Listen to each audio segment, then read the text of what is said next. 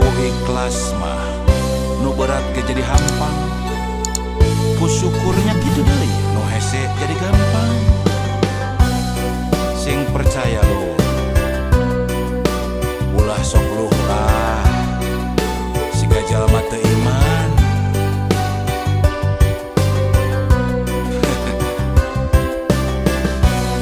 Manusia pangsang sarana nu ngarasa kurang wae, najan hirup sarwa aya lubak libuk harta banda.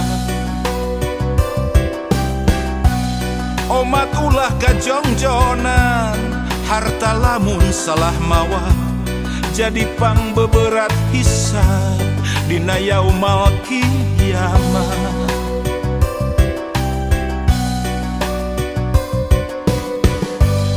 Manusia nu pangbeungharna anu salawasna syukur, ikhlas jeung ngarasa cukup najan mineng kakurangan. Baca mun bisa kitu pupus melangtong hariwang, ibadah bari ikhtiar anu maha welas asih moal reureuh mika deudeuh. Pasti miskin lain alasan keur luhlah, sugih lain alasan keur tanggah.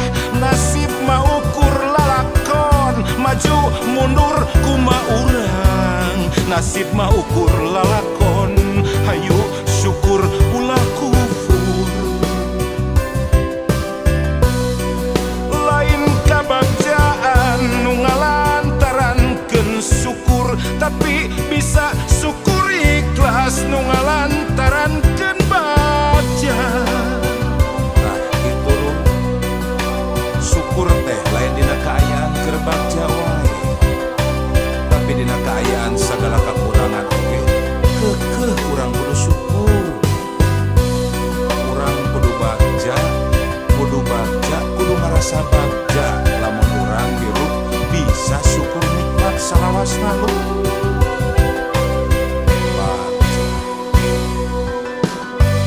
Manusia nu pangbeungharna anu salawasna syukur, ikhlas jeung ngarasa cukup najan mineng kakurangan.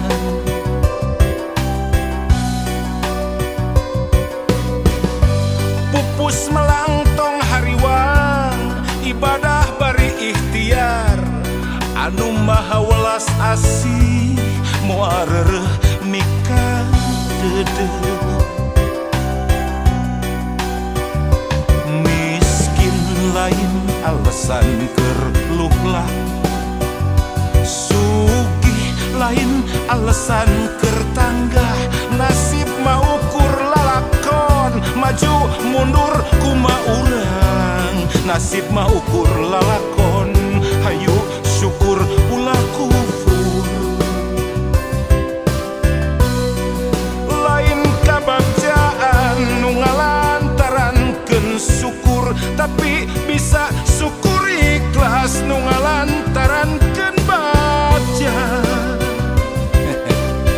Pan geuning loba lur, jelema teh lamun dibere gering sapoe meni aral, tapi dibere sehat belas-belas tahun tara syukur.